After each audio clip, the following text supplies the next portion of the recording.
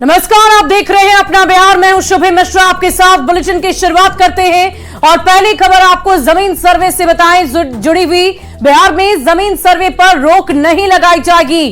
भूमि सर्वेक्षण को लेकर चल रही अटकलों के बीच मंत्री दिलीप जायसवाल ने बहुत बड़ा बयान दिया है। न्यूज 18 से एक्सक्लूसिव बातचीत में राजस्व एवं भूमि सुधार मंत्री दिलीप जायसवाल ने कहा है कि जमीन सर्वे की प्रक्रिया किसी भी हाल में नहीं रुकेगी। मंत्री ने कहा कि जमीन सर्वे होकर रहेगा और उसमें किसी तरह का कोई बदलाव नहीं होने वाला है। आपको बता दें कि बीते 1-2 दिन से राज्य में जमीन सर्वे को लेकर कुछ अफवाहें फैली रही थी और फैलाने की कोशिश भी लगातार जारी थी। अफवाह में यह बताया जा रहा था कि कुछ महीनों के लिए इसे स्थगित कर दिया जाएगा, लेकिन मंत्री ने सारी अटकलों को खारिज करते हुए कहा कि कुछ माफिया और अवैध कब्जाधारी नहीं चाहते कि जमीन सर्वे किया जाए। वो चाहते हैं कि कैसे भी करके इस सर्वे को रोक दिया जाए और इसीलिए वो इस सर्वे को लेकर गलत धारणा लोगों के बीच फैला रहे हैं। मंत्री ने कहा कि इसे लेकर जमीनी स्तर पर कोई विवाद नहीं है, इसमें किसी भी तरह का बदलाव नहीं किया जाएगा।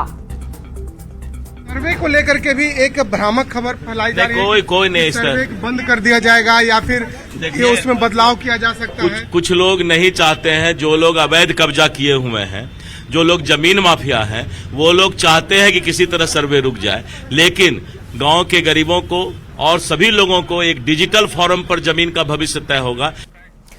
और केंद्रीय मंत्री गिरिराज सिंह ने लालू प्रसाद और तेजस्वी यादव पर भी जोरदार हमला बोला है। गिरिराज सिंह ने कहा है कि लालू परिवार को नीतीश कुमार का लॉकेट बनाकर अपनी गले में पहन लेना चाहिए। नीतीश कुमार की वजह से ही आरजेडी सत्ता में आई। अगर वो नहीं होते तो तेजस्वी यादव कभी भी डिप्टी सीएम नहीं बन पाते।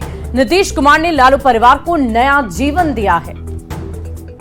लालू यादव बाप बेटे पूरे खानदान को नीतीश कुमार का लॉकेट पहनना चाहिए। 22 सीट पर 2015 में थे। नीतीश कुमार का जीवन में अगर कोई भूल हुआ है तो लालू यादव जैसे नमक, जिस हराम कहूंगा तो अच्छा नहीं लगेगा, जो नमक का शरीयत नहीं दिए,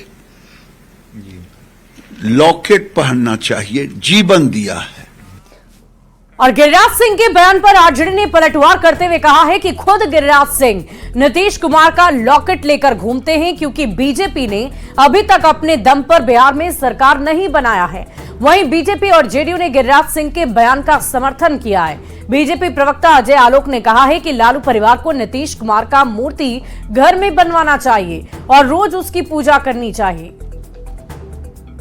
जहां तक के माननीय तेजस्वी यादव ने छेड़ा है, कहा कि हमने कल्याण किया है, तो जिन शब्दों का इस्तेमाल माननीय गिरिराज सिंह जी ने किया है, लालू जी आपने ऐसा राजनीति में सुपुत्र दिया जो आपके परिवार को राजनैतिक रूप से इन भाषाओं से विभूषित किया जा रहा है, यह तो आपके लिए लालू जी गौरव का विषय है। गिरिराज जी ने बिल्कुल सही कहा है कि नीतीश के नाम का लॉकेट पहन के माला जपनी चाहिए, बल्कि मैं तो कहूँगा कि लालू यादव और तेजस्वी यादव को अपने घर में नीतीश कुमार की मूर्ति लगा लेनी चाहिए और मूर्ति के रोज पांव धो के पीनी चाहिए।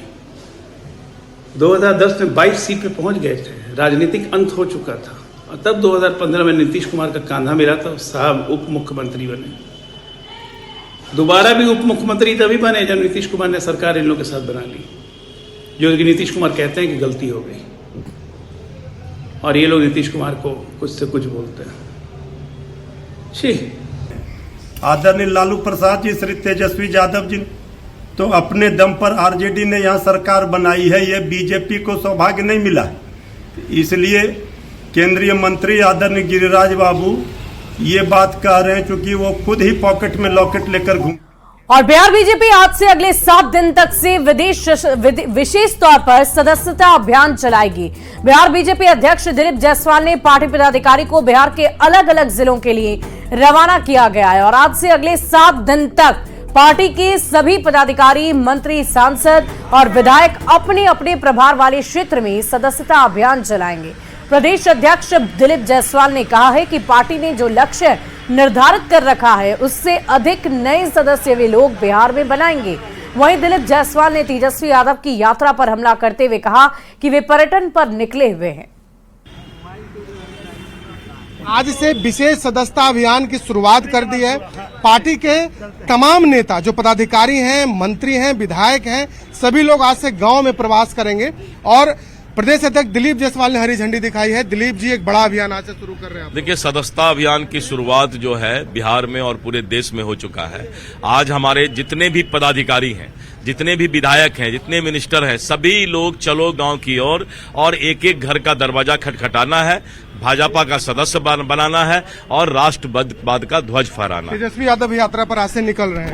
वो घूमने फिरने जा रहे हैं, थोड़ा मनने लगता है उनको, तो घूम फिर करके फिर चले आएंगे। और आज से अगले 7 दिनों तक भाजपा के तमाम नेता गांव में प्रवास करेंगे, बूथों तक जाएंगे और नए सदस्य बनाएंगे। कैमरा पर्सन अमित के साथ शैलेंद्र, न्यूज़ 18 पटना।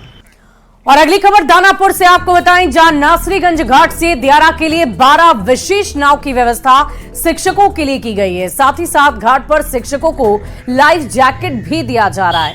आपको बता दें कि बीते दिनों शिक्षक के साथ हादसे के बाद न्यूज़ 18 ने पहल की थी कि अगर घाट पर लाइफ जैकेट की व्यवस्था होती तो शिक्षक की जान बच सकती थी।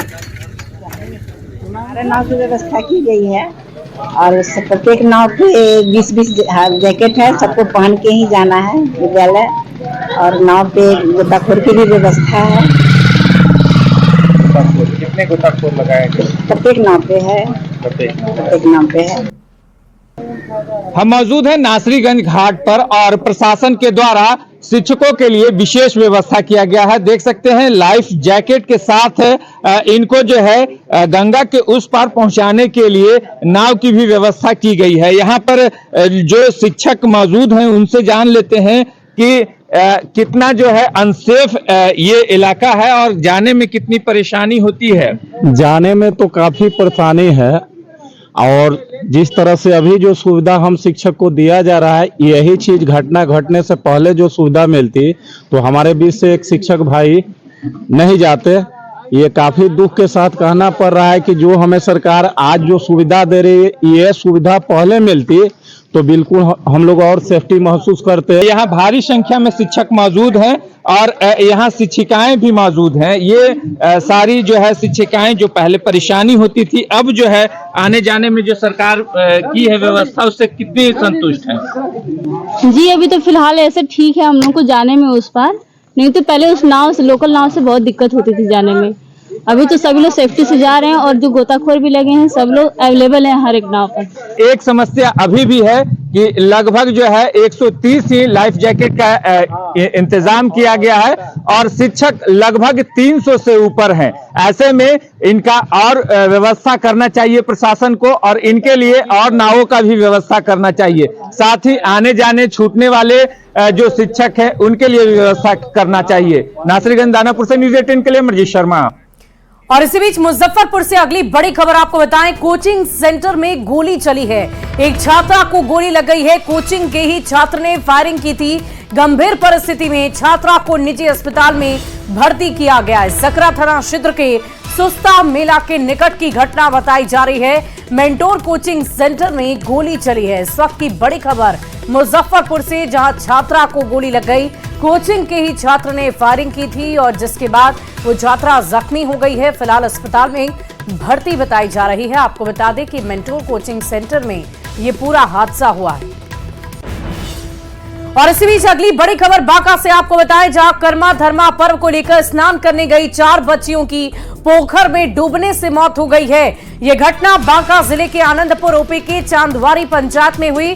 आपको बता दें कि पर्व को लेकर गांव की बच्चियों के साथ ये चारों बच्चियां स्नान करने के लिए गई थी, जो गहरे पानी में जाने के बाद डूबने लगी। तब साथ की कुछ लड़कियों ने गांव में खबर की, लेकिन तब तक उनकी जान जा चुकी थी। इस घटना के बाद पूरे इलाके में कोहराम मच गया है। पुलिस मामले की तहकीकात में जुटे हुए है। के लिए नदी में गई थी, ठीक है, हाँ। पोखर में, पोखर खना हुआ है, हाँ। जंगल के किनारे, और उस पोखर में पानी ज्यादा था, उसमें नहाने गया था, गई थी वो सब। उसके बाद वहाँ से कोई बच्चा वहाँ से आया और बोला दे कि 4 गो बच्चा डूब गया। छोटा छोटा बच्चा है और बड़ा बच्चा सब वहाँ डूबा। ये कितने वर्ष का था ये बच्ची? ये सब बच्चा 13, 12, 13 साल के थे। सब एक ही उम्र। और भोजपुरी एक्ट्रेस अक्षरा सिंह की मुश्किलें बढ़ती हुई नजर आ रही है।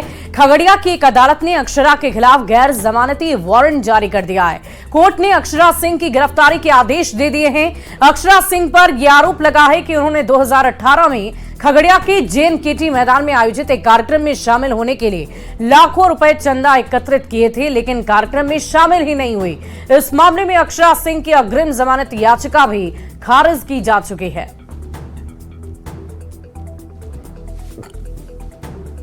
2018 में एक केस हुआ था।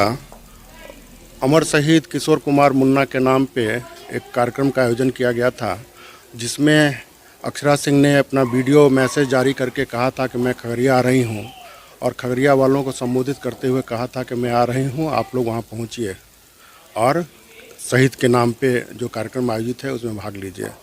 लोगों ने सहयोग राशि देके 151 रुपये का टिकट कटा के सहयोग किया और कार्यक्रम में पहुंचे, लेकिन अक्षरा सिंह नहीं आई और बहुत भारी बवाल हो गया, जिसमें लाखों रुपए का नुकसान हुआ, टेंट वालों का, साउंड सिस्टम वालों का।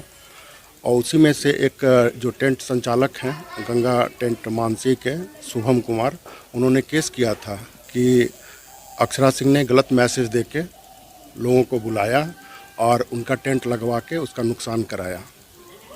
इसी मामले में कोर्ट ने संज्ञान लिया था, लेकिन अक्षरा सिंह उपस्थित नहीं हो रही हैं, जिसके खिलाफ गैर जमानती वारंट न्यायालय से श्री हिमशिखा मिश्रा के न्यायालय से जारी किया गया है, जो उनके मुंबई के पते पर भेजा गया है। अगली खबर अररिया से आपको बताएं, जहां चिरवाहा में चिकनगुनिया के कारण कई बच्चों की मौत हो रही है। आपको बता दें कि अब तक 4 बच्चों की जान जा चुकी है, जबकि 3 बच्चों का इलाज सदर अस्पताल में चल रहा है। सिविल सर्जन ने बताया कि चिकनगुनिया से मौत नहीं होती है, लेकिन वायरल इन्फेक्शन के साथ साथ अगर बच्चों में अति कुपोषण हो तो मौत होने की संभावना बढ़ जाती है। जिस बच्चे का गया था, दोनों में जो है कॉमन ही है चिकनगुनिया। चिकनगुनिया एक वायरल बुखार होता है, चिकनगुनिया ही आइडेंटिफाई हुआ है। चिकनगुनिया की वजह से मौत हुई बच्चे की। हाँ, देखिए चिकनगुनिया में तो अक्सर मौत नहीं होती है, लेकिन उसमें क्या है कि अगर जिस बच्चे को हुआ है चिकनगुनिया, साथ में एसोसिएटेड आपका इसका माल न्यूट्रिशन भी है।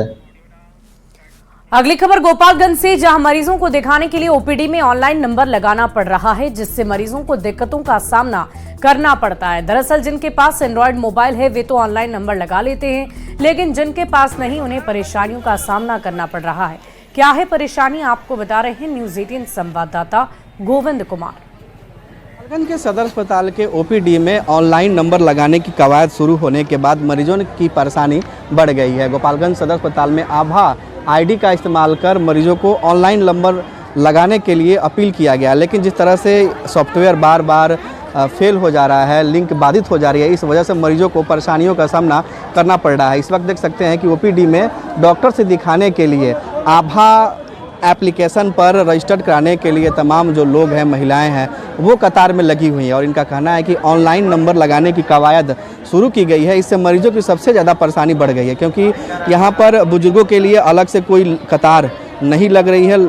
इस वजह से मरीजों को यहाँ काफ़ी परेशानियों का सामना करना पड़ रहा है। आधार कार्ड के जरिए आभा एप्लीकेशन पर इन्हें रजिस्टर कराना पड़ रहा है। इसके बाद डॉक्टर से दिखाने के लिए पर्ची कटानी पड़ रही है। हम उठे बैठे में दिक्कत होता है, बुझाता जो है पता कुछ उठ गई बैठे आगे नहीं खे चले तो इतना घंटा हम उस खड़ा रहनी है 4 घंटा, तो बाद हम आनी तब ऑनलाइन हमारा पता ना रहा सब जो ऑनलाइन करावे के बाटे पर्चा लाई नहीं तो ऑनलाइन सिस्टम ना रहे। नंबर लगाने के लिए कह रहा है लोग। दिक्कत ये जो दूर दूर से आओ तनी सब आधार कार्ड लेके आई बनी सन, हमनी के नहीं किसान मोबाइल चलाओ के कुल ना जाने से कुल सिस्टम हमनी के मालूम नहीं है। हमनी के आई सन लौट जाए सन, बताइए कितना परेशानी। मरीजों के पास एंड्रॉयड मोबाइल नहीं है, वो कैसे इलाज करा पाएंगे? इसके लिए स्वास्थ्य विभाग को इस पर ध्यान देना होगा, क्योंकि जिनके पास मोबाइल नहीं है वो ऑनलाइन नंबर नहीं लगा पा रहे हैं और इलाज कराए बिना ही लौट जा रहे हैं। तो ऐसे में स्वास्थ्य विभाग को इन मरीजों के लिए एक बेहतर व्यवस्था करनी होगी, ताकि जिनके पास मोबाइल नहीं है वह भी ओपीडी में डॉक्टर से दिखा सकें और स्वास्थ्य विभाग की तरफ से मुफ्त में मिलने वाली दवाओं का लाभ ले सकें।